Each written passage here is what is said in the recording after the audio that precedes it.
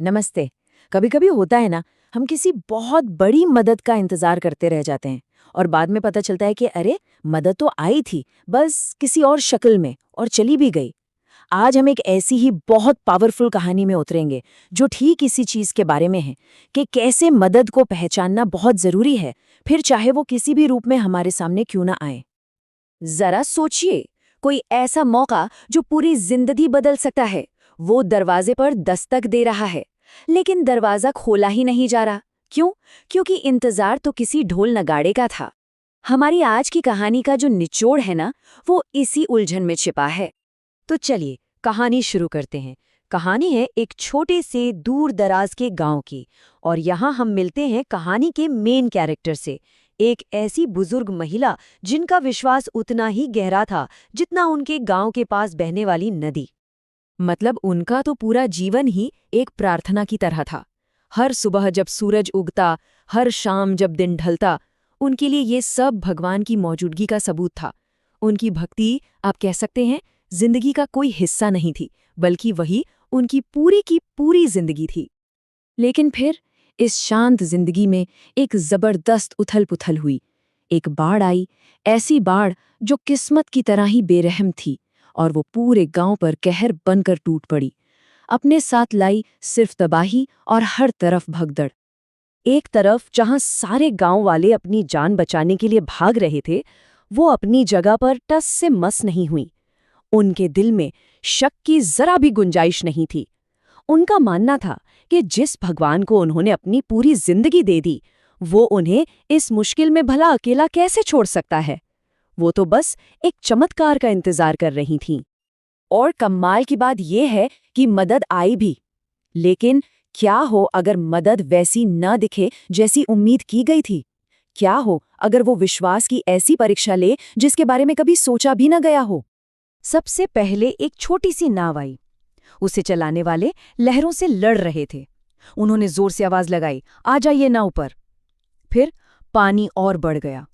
तब एक दूसरी थोड़ी बड़ी नाव पहुंची, और आखिर में जब हालात इतने खराब हो गए कि सिर्फ घर की छतें ही पानी से ऊपर दिख रही थीं, तब एक आखिरी नाव आई, उन्हें बचाने की एक आखिरी बेकरार कोशिश। लेकिन हर बार उनका एक ही जवाब था, नहीं। उनके मन में अपने बचाव की एक बिल्कुल साफ तस्वीर थी कि उन्हें कोई आम इंसान नहीं, बल्कि खुद भगवान आकर बचाएंगे। एक चमत्कार होगा। इसके अलावा कुछ भी उनके लिए असली मदद थी ही नहीं। और आखिर में वही हुआ जिसका डर था। वो उन्हीं लहरों में समा गईं जिन्हें उन्होंने नज़रअंदाज करने का फैसला किया था। जब उनकी आत्मा ऊपर पहुंची तो वो आखिरकार उनके सामने खड़ी थीं, जिनका वो इतनी बेसब्री से इंतजार कर रही थीं। दिल में दर्द और उलझन लिए उन्होंने पूछा, प्रभु, मैंने तो अपनी पूरी जिंदगी आपकी सेवा में लगा दी, पर जब मुझे आपकी सबसे ज्यादा जरूरत थी, तब आपने मुझे क्यों अकेला छोड़ दिया?